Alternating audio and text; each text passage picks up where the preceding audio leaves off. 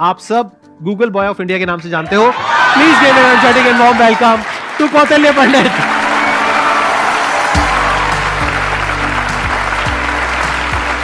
अरे अरे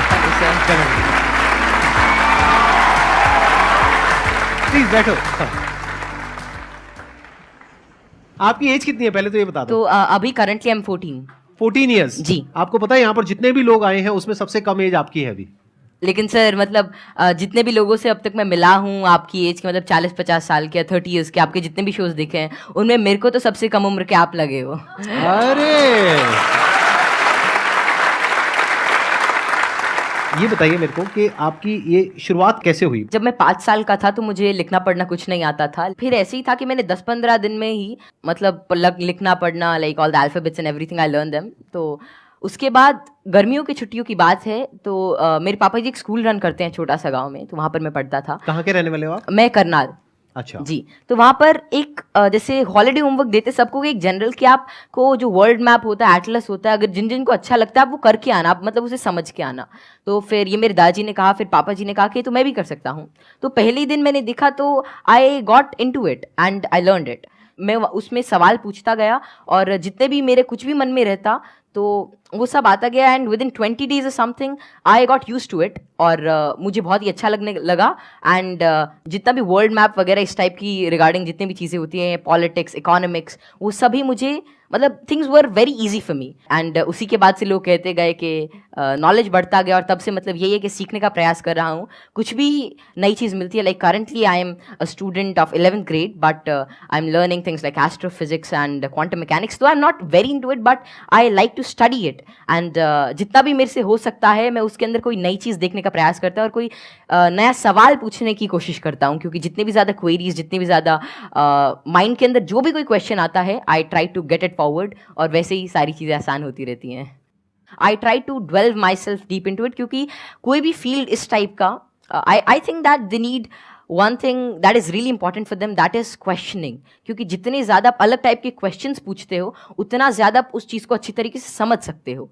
तो वही है कि मैं अभी भी क्वेश्चंस नए ढूंढ रहा हूँ, जवाब उनके मिल ही जाएंगे। बस ये है कि जितने ज़्यादा और नए और अच्छे क्वेश्चंस मेरे पास आते गए और आते हैं उनसे मैं आगे बढ़ने का कोशिश कर रहा हूँ।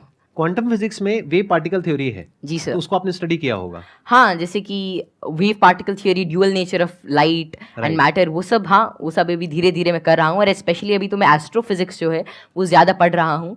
और जैसे कि डार्क मैटर है, डार्क एनर्जी है, तो या फिर माइक्रोवेव रेडिएशन है, बैकग्राउंड रेडिएशन, एक्सपैंडिंग यूनिवर्स, ये सारी चीज़ें मुझे काफ़ी इंट्रीग करती हैं और इनके बारे में मैं कुछ रिसर्च पेपर्स और अलग अलग चीज़ें अभी स्टडी कर रहा हूँ। तो जीरो पॉइंट फील्ड के बारे में भी आपने कुछ स्टडी करी है? नहीं, अभी ज़्यादा नहीं। अभी मैं जनरली जैसे अभी मैं टाइप 1A सुपरनोवा और उनके जो एक्सपेंशन है, लाइफ साइकिल ऑफ स्टार, उनके बारे में अभी मेरी रिसेंट स्टडी चल रही है। मैंने आपकी यूट्यूब पर एक वीडियो देखी थी जिसमें एक न्यूज़ एंकर आपसे कुछ पूछ रही थी और आप एक एक करके सारे सवालों के जवाब दे रहे थे।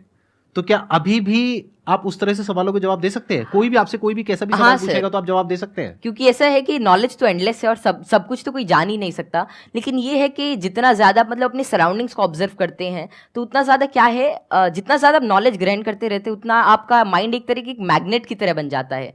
और उसके बाद कोई भी इंफॉर्मेशन, कोई भी चीज़ वो आपको आती रहती है। और ऐसा है कि बहुत सारी चीज़ें मेरे को नहीं भी पता होती और मैं उनको सीखता हूँ। अगर मानो कोई नई चीज़ मेरे को आज पता चलती है तो मैं उसे सीखूंगा और that would be like great for me. तो कोई भी चीज़ I always like to entertain and get new answers and new questions, क्योंकि उसी से ही एक नया फील्ड, एक नया पर्सपेक्टिव मेरे लिए ओपन हो जाता है। एक्सीलेंट जी। तो अब एक काम करते हैं, आप में से किसी के भी माइंड में कोई भी क्वेश्चन है किसी भी तरह का तो वो आप इनसे पूछिए। मैं ये जानना चाहता हूँ कि क्या हम यूनिवर्स को जान सकते हैं कि वो कितना बड़ा है, या हम अभी तक जान पाए हैं? जी। क्या क्या पैरामीटर्स हो सकते हैं उसको नापने के लिए? जैसे कि हमने सुना है कि लाइट ईयर्स होते हैं। जी जी। पर वो कितना बड़ा है, क्या हम इमेजिन कर सकते हैं या हम एक्चुअली में उसे प्रैक्टिकली पता कर सकते हैं क्या? तो जो यूनिवर्स की जो एक्सपैंडिंग यूनिवर्स थ्योरी थी वो एडविन हबल ने दी थी और उनके अकॉर्डिंग जो अभी यूनिवर्स की जो एज है वो नियर अबाउट 13.9 बिलियन ईयर्स है और उसी रेट से अभी एक्सपैंड कर रहा है। तो यूनिवर्स जो अभी हमारी थियोरी है यूनिवर्स के जो मोस्टली एक्सेप्टेड है, that is of expanding universe. अभी के हिसाब से हबल कांस्टेंट होता है that is 65 मेगापास्क।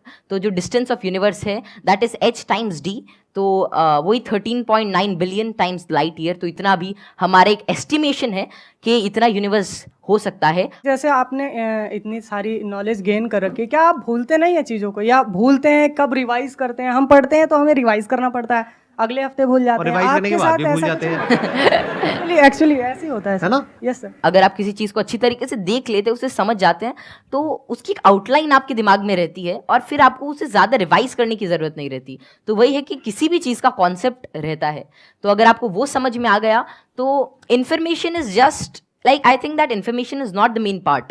If you understand the thing properly, फिर आपको वो सारी चीज़ें आसानी से याद रहती है, आपको कोई उसके लिए एक्स्ट्रा एफर्ट्स नहीं करने पड़ते। सर